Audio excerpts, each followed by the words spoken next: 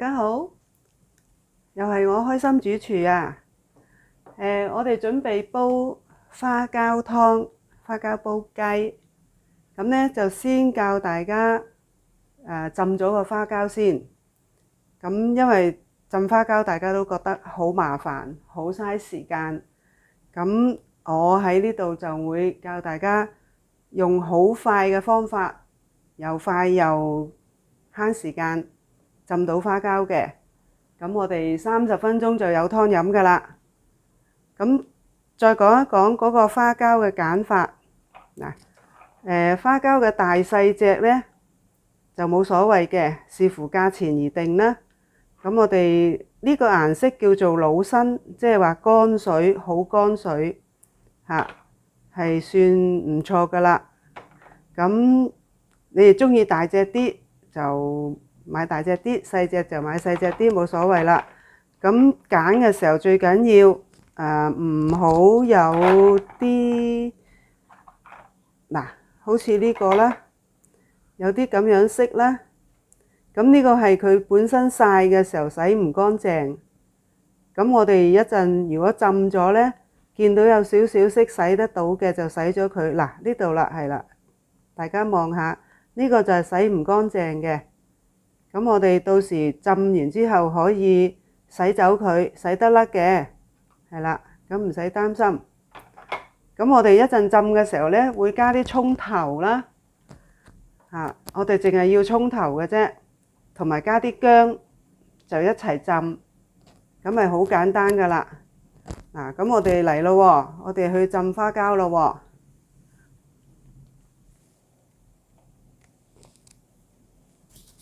好啦，咁我哋將嗰啲花膠洗咗先。我哋大約係用咗4隻啦，咁應該係2兩到啦，4隻2兩。咁我哋洗乾淨佢，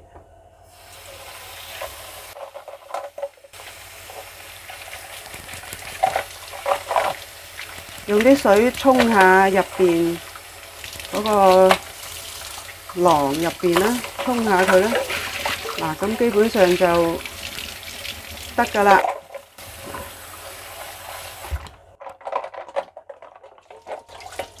咁啊，倒返啲水出嚟啦。咁就得㗎啦。咁我哋切啲薑同埋葱頭，我哋都係要洗乾淨啦。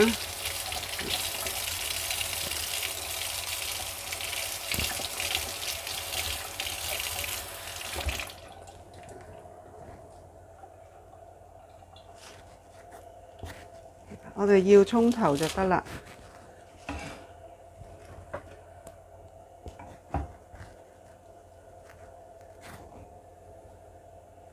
切咗啲根，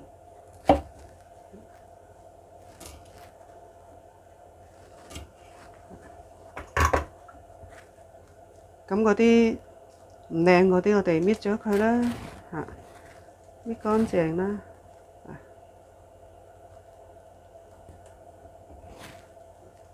因為有沙㗎，咁我哋搣咗佢。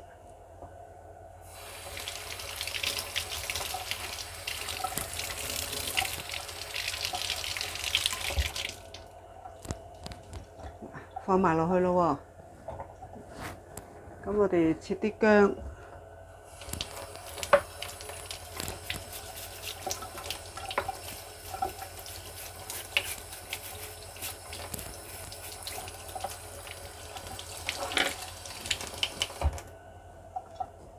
薑我哋都要批咗皮。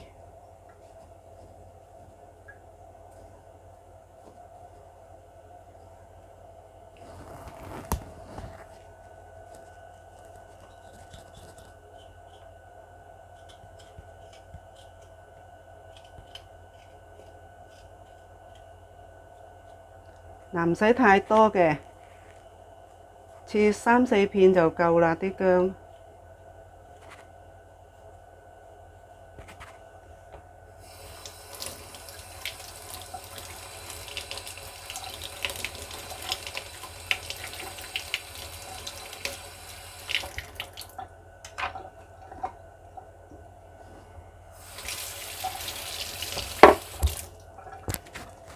咁我哋切幾片落去啦。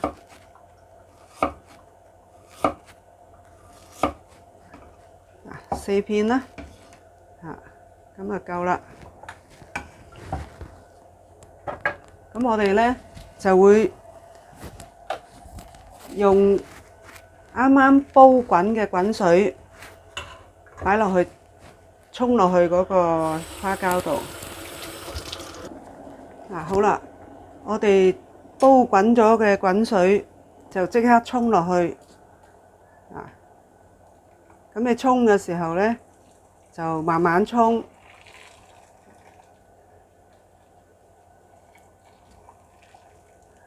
我哋要將佢浸過面。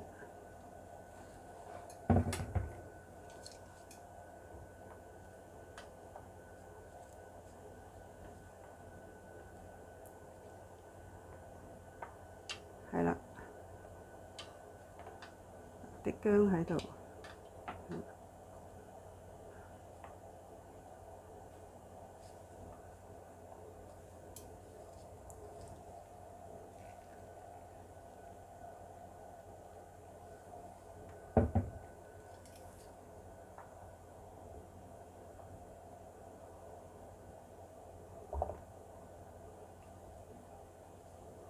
我哋壓一壓佢落去啦，等佢浸到水，同埋入邊唔好有個水泡，如果咪浸唔到，係啦。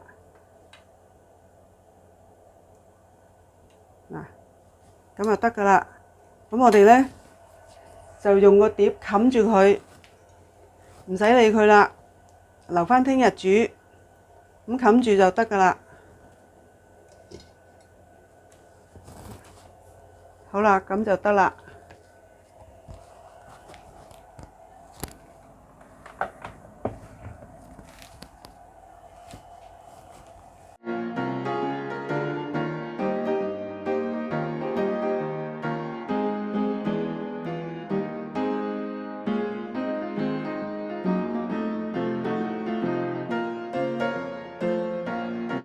大家好，我係開心主廚啊。今日呢，同大家煮一個花膠煲雞湯。咁我哋琴晚呢，就教咗大家浸花膠噶啦。咁我哋而家嚟睇下咯喎，睇下個花膠浸成點啦。嗱，其實已經腍咗噶啦個花膠嚇，嗱係腍咗噶啦嚇。咁呢，我哋一陣再浸多一陣，煲嘅時候趁煲嘅時候再浸，咁呢就好快食得。嗱，浸咗一晚㗎啦，呢個花膠嗱已經腍咗90%㗎啦，差唔多食得㗎啦，係啦。嗱，好啦，咁啊琴日都教咗大家揀花膠啦，咁而家浸呢，我唔再講啦。咁我哋講返花膠嘅好處啦。大家提起食花膠都會好開心嘅，鍾意啊咁樣。咁原嚟嗰個花膠喺《本草綱目》入邊嘅記載呢，佢係可以補腎益精嘅，滋養筋脈啦，即係我哋啲筋腱啊嗰啲都補到嘅。咁仲有佢個黏多糖呢，就係養顏潤膚啦，咁可以強壯機能啦。咁花膠含有嘅豐富蛋白質同埋膠質，又不油不膩喎，容易吸收。咁而且呢係補而不燥嘅珍品。咁上咗年紀嘅朋友食嘅時候就係最佳嘅上之選啦。因為佢容易吸收啦，又唔油膩啦，咁呢個係非常之好嘅對上咗年紀嘅朋友。咁佢基本上都含有好多嘅元素啦，鈣啦、鋅啦、鐵啦、硒啦，咁呢啲都係佢有嘅，咁所以可以幫到我哋補益啦、補腎啦、養皮膚啦，咁好啦。我哋介紹下其他材料先。咁我哋煲雞就今日買咗半隻嘅雞啦。咁我就已經叫嗰個檔主幫我切埋啦，斬咗噶啦。嗱，咁最好係可以買到新鮮嘅雞啦，咁煲起嚟嘅湯係會好味好多嘅。嗱，咁大家去買嘅時候可以叫佢幫你切埋啦，返嚟自己洗啦，切咗佢。咁如果你唔想要皮呢，起咗啲皮都得。咁我今日係唔起皮嘅，因為皮嘅脂肪我哋可以俾其他配料去吸收一下，咁所以就冇起皮啦。咁有淮山，我今日嘅淮山已經批咗啦。上次教過大家批淮山，用水沖住一路批，就唔會整到隻手痕。咁我今日批咗。咁仲有呢個一粒粒嘅，一粒粒圓咕碌，嗱，大家睇下一粒粒圓嘅，係叫慈實，慈實。咁有啲開邊，有啲一粒，咁我中意一粒粒，係啦。咁慈實係健脾啦，淮山都係啦，淮山滋陰健脾啦。咁就有我哋經常食嘅杞子，杞子我哋無論煲湯又好，飲茶又好，都可以經常擺落去食用嘅。咁佢係補眼睛啦，個花青素好多嘅，係啦。咁我哋今日少少嘅豉油，半茶匙嘅啫，攞嚟煲好湯嘅時候調一調味，嗰啲湯係會鮮味好多啦。咁亦都係好少嘅胡椒粉，係1/8茶匙嘅胡椒粉。點解俾咁少呢？我哋浸花膠嘅時候就已經落咗薑同埋葱噶啦。咁嗰啲水我哋攞返嚟煲湯嘅，咁所以佢會有辣味啦。咁我哋唔好落太多嘅胡椒粉。嗱，我哋琴晚浸花膠係落咗葱頭啦，係啦，薑片啦，咁所以啲水係會有少少辣嘅。咁最後有條芫茜，芫茜都係留返個湯煲好咗，上碗嘅時候落，咁啊更加清香嘅。哦，仲有一嚿係火腿，金華火腿，我哋擺落去煲湯用，係啦，亦都係吊起個湯味。嗱，我哋完全唔需要落味精啊嘛，係咪？咁我哋用啲自然嘅味道去吊起佢，咁令到我哋食補之餘更加健康啦。嗱，咁材料我哋講晒啦，咁等陣就去煲湯。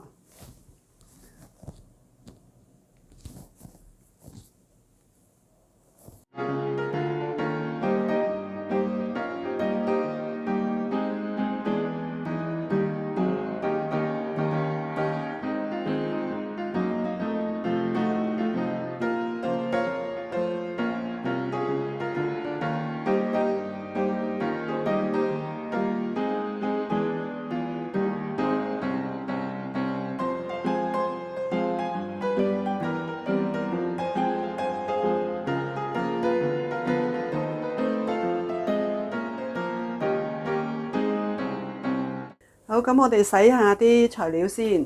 咁我哋洗咗啲雞先啦。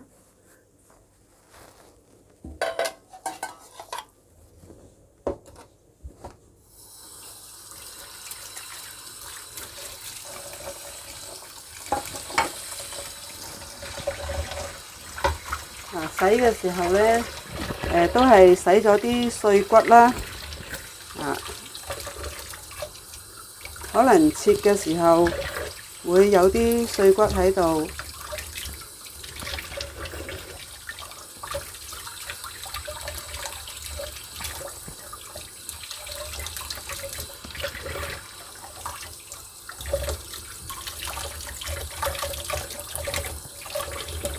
仲有啲未炆得乾淨嘅雞毛啦。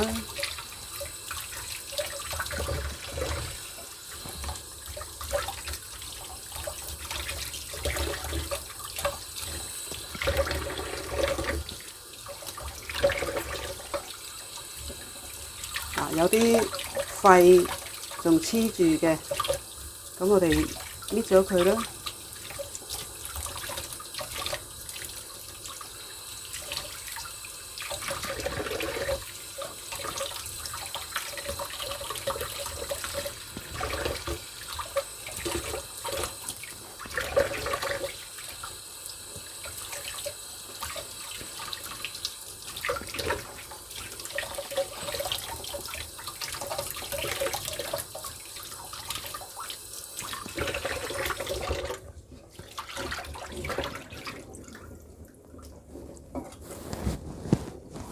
嗱，有啲搣唔到嘅，我哋用刀切咗佢啦。呢啲係內臟嚟嘅，肺啊，嗰個胰臟啊嗰啲，咁我哋洗乾淨佢啦，刮咗佢啦。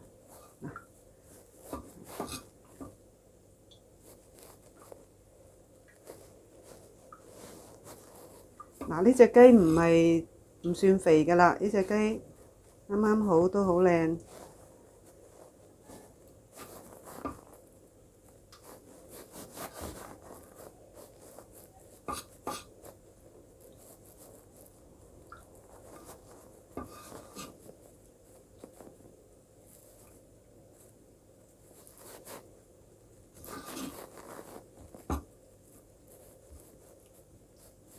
咁我哋清咗呢啲唔要嘅嘢啦，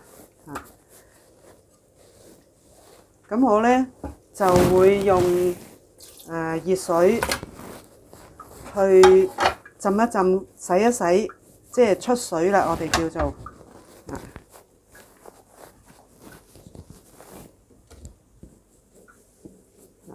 我哋用啲熱水去出一出水。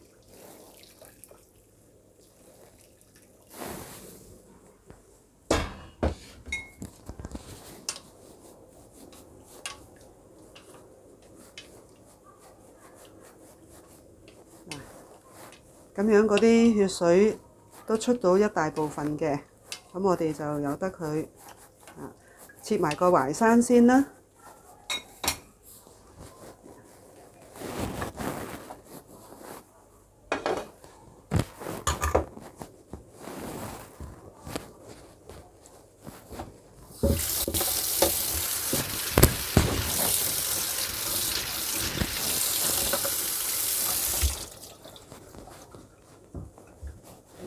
咁淮山我就批咗皮㗎啦，而家切咗佢。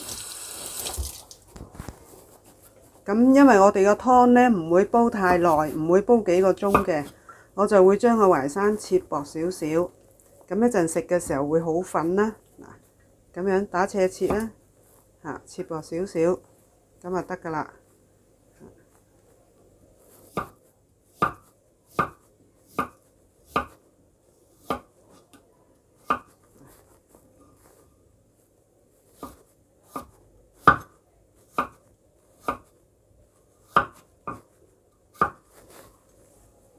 好啦，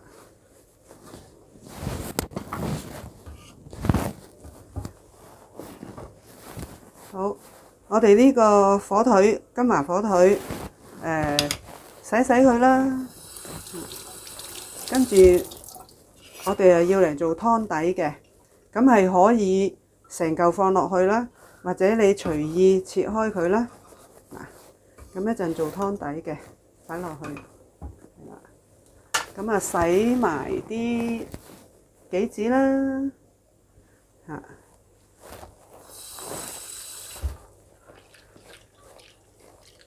杞子呢唔使落咁快，差唔多落花膠嗰個時間，我哋先落杞子。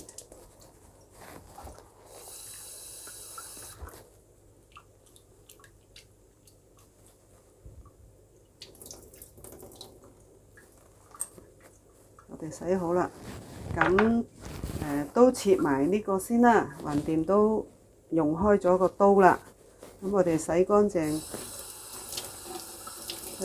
嗰個芫茜先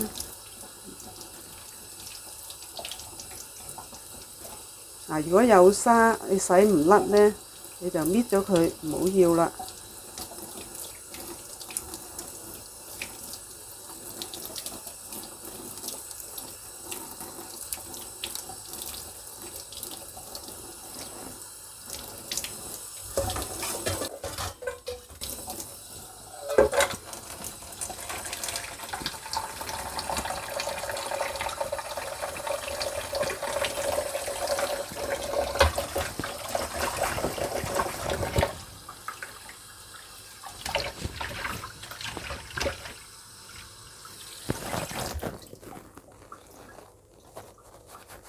咁我哋個芫茜呢，就切一段段得㗎啦，隨意啦，一段段啦，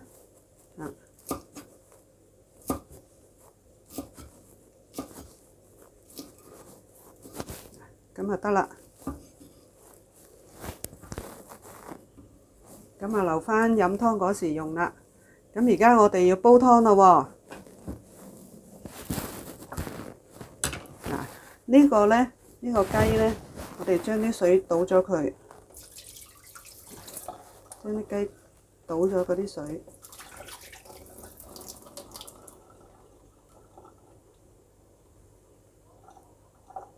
嗱，咁就得㗎啦，咁啊落得去煲㗎啦。好，咁我哋煲湯啦。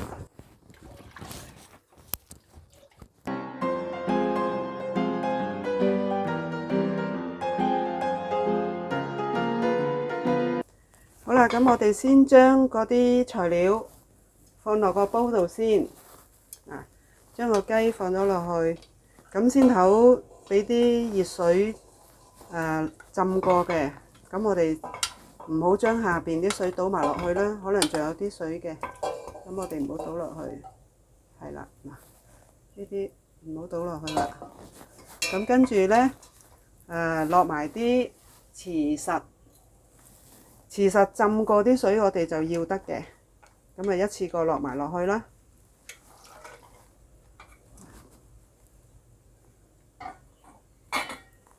咁我哋啲火腿做湯底嘅，咁啊落埋落去。仲有淮山都落埋落去。好啦，咁個花膠呢，而家就唔使落住嘅。個花膠我哋淨係要佢個水擺落去煲湯。嗱，咁嗰啲水我哋擎一擎佢，拎起咗先。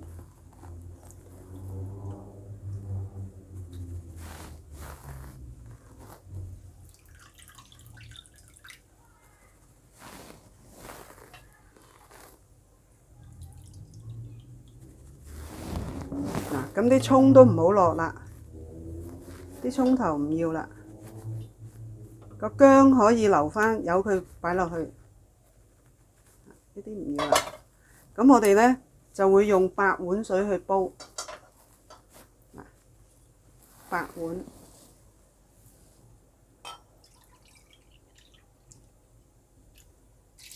呢啲水浸過花膠呢，如果你放喺雪櫃入邊，佢係會變成啫喱㗎啦。咁所以我哋會擺落去煲，唔好嘥咗。嗱，個底都已經結咗啫喱啦。嗱，呢度有3碗半，咁我再加夠佢8碗啦。3碗半，咁即係我哋呢度4碗啦。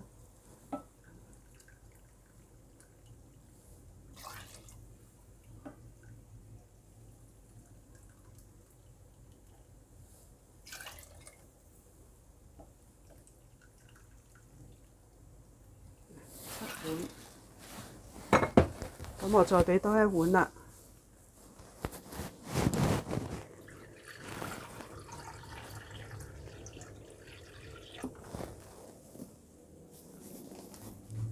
我哋俾8碗水去煲。咁而家開火啦喎。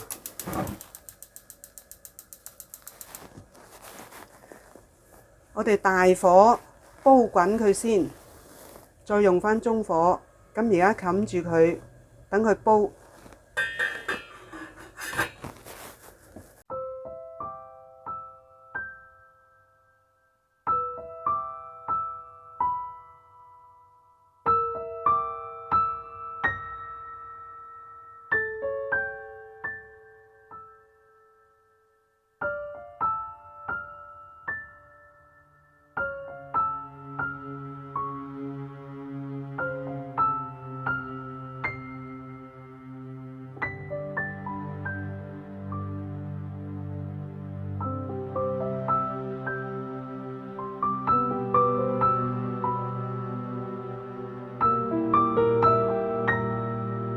滾你先。嗱，因為有花膠水呢，差唔多滾啦，係咪？滾緊啦，其實有花膠水喺度呢，好容易滾瀉嘅。咁我哋要小心啲，或者嗰個火要較細啲啦，搞一搞佢。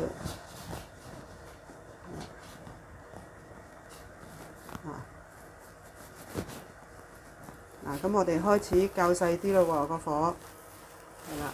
如果唔係，佢會滾瀉嘅。較到嗰個中火試下睇得唔得？咁我哋可以將啲泡筆走佢啦。但係煲湯都會有泡泡嘅，咁睇下你嗰個泡多還係少啦。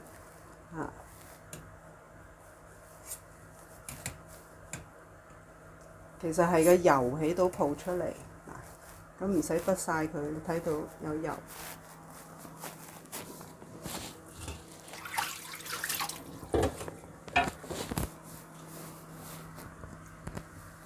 好啦，咁我哋而家趁佢煲嘅時候呢，我哋就再浸一浸嗰個花膠，冚住先，咁小心個鎖，睇下會唔會滾瀉啦。咁我就將啲花膠再浸多一陣間，放返落去嗰個兜度啦。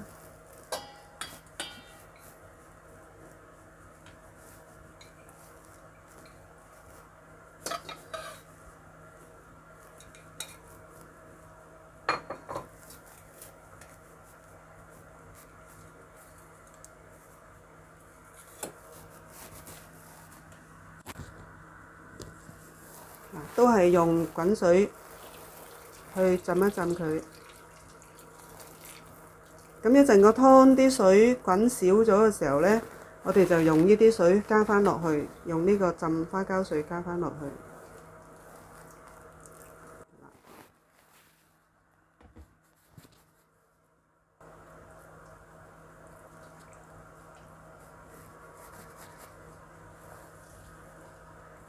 咁我哋又冚住佢咯喎，等佢焗一焗咯喎。咁冚住佢啦。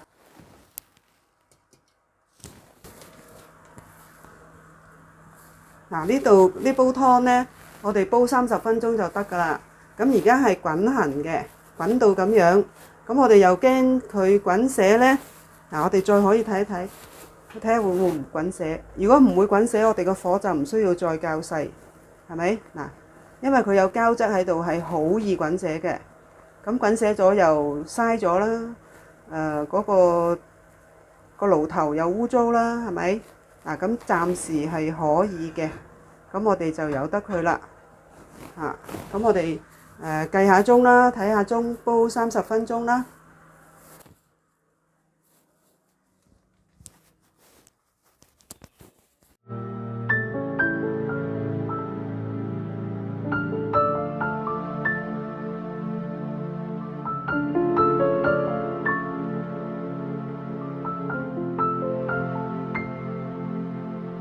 好，我哋嚟睇下煲咗30分鐘後嗰個湯。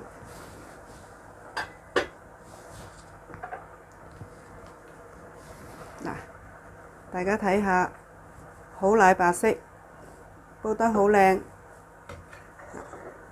咁我哋呢，而家可以落埋啲花膠㗎喇。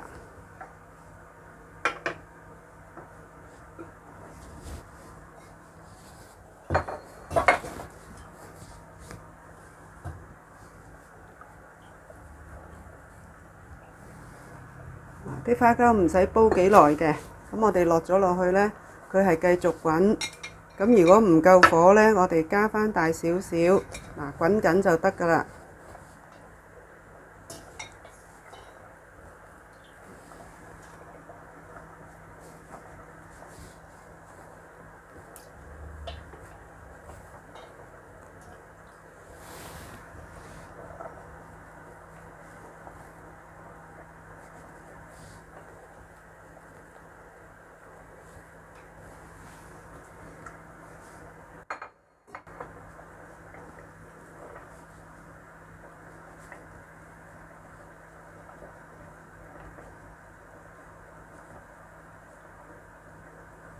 嗱，咁我哋由得佢滾一陣啦。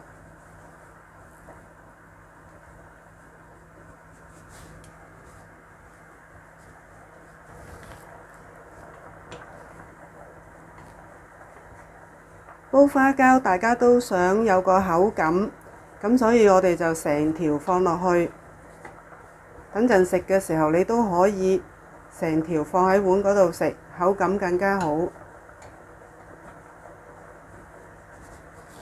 嗱，係咪見到好多油啊？咁如果你覺得唔想要咁多油，你就畢咗佢，其實好少油。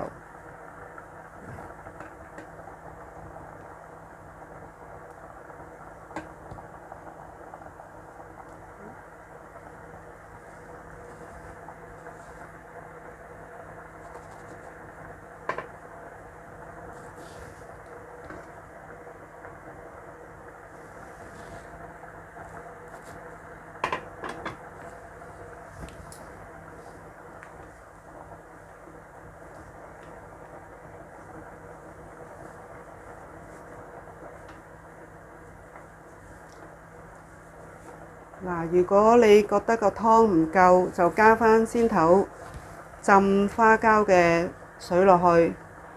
我哋試下加少少啊。咁啊，開大火嚟煲返滾佢咯。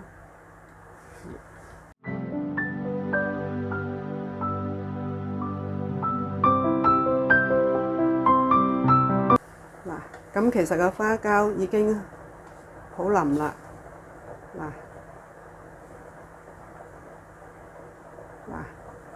係個筷子可以吉得入，已經好腍啦。咁呢就差唔多得㗎啦。如果你唔想佢腍到冇得食，咁你咪差唔多咯。嗱，好，咁我哋呢就放埋啲杞子啦，放埋啲杞子落去。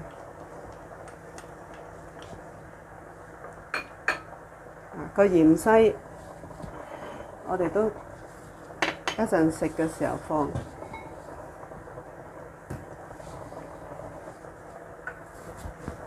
咁放埋啲胡椒，少少胡椒放埋落去。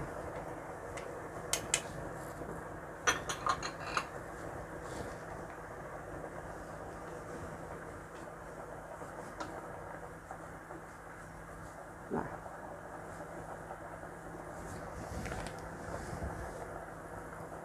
我哋嚟睇下個花膠係腍咗㗎啦。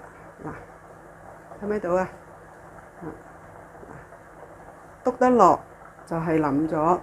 咁如果你想食再腍啲，就煲耐啲。咁如果唔係，就可以而家食得收得火，係啦。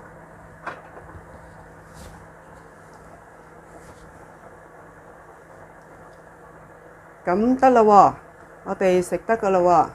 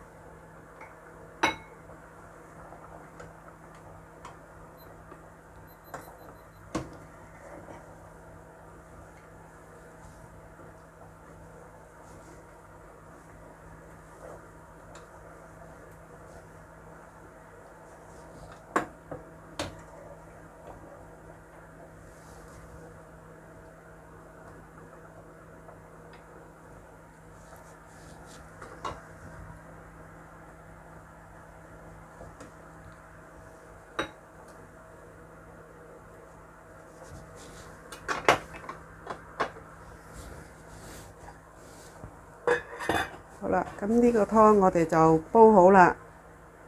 嗰個生抽呢，我哋係食嘅時候加少少落去嗰個湯度，加少少。咁跟住呢，我哋都俾啲芫茜啦，咁就食得啦。